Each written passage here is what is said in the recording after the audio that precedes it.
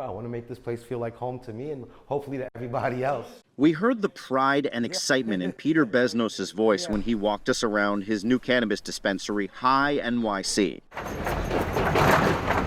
It was on the verge of opening along Bedford Avenue in Williamsburg when we caught up with him. 2 days ago, they put up this sign. But Beznos was less excited when he walked us a few storefronts down to see a sign that went up just days before his grand opening, advertising a smoke shop with a cartoon cannabis bud. Knowing that I'm opening up right here on the block, right on the same block. Continuing down the block, we didn't have to look hard to find more stores openly selling cannabis without a license. In one case, we saw that state authorities did pay a visit to a store and shut it down, but not for illegally selling weed as advertised, but for not having proper workers' compensation coverage. Across the city over the past few years, our cameras have captured illegal smoke shops operating brazenly.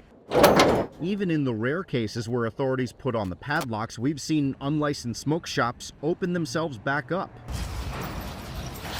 In one particularly alarming case, the New York City Sheriff's Office recovered cocaine laced with deadly fentanyl in a raid, in addition to bags of unregulated bud. If you go to the corner of Metropolitan, you have 3 right off the corner of Metropolitan. You have another one right over here. Beznos was among those who went to a recent meeting of New York's Office of Cannabis Management and pleaded for something, anything to be done.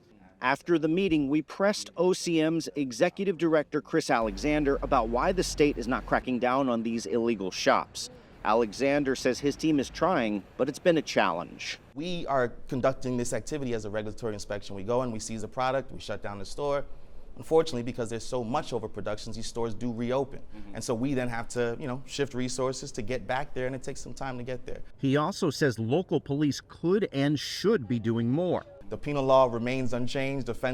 Felony offenses remain on the books. This is what happened in New Jersey, which legalized around the same time as New York, but has not had many of the same issues.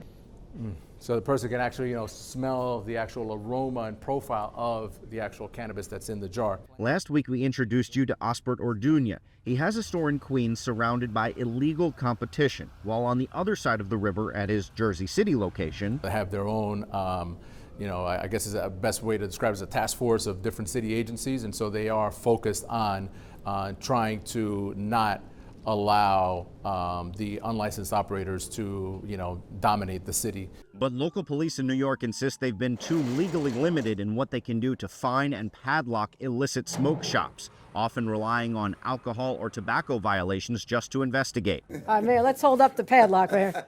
So as part of a budget deal, Governor Kathy Hochul handed Mayor Eric Adams a padlock to symbolize that indeed New York City can soon crack down on all the smoke shops operating illegally.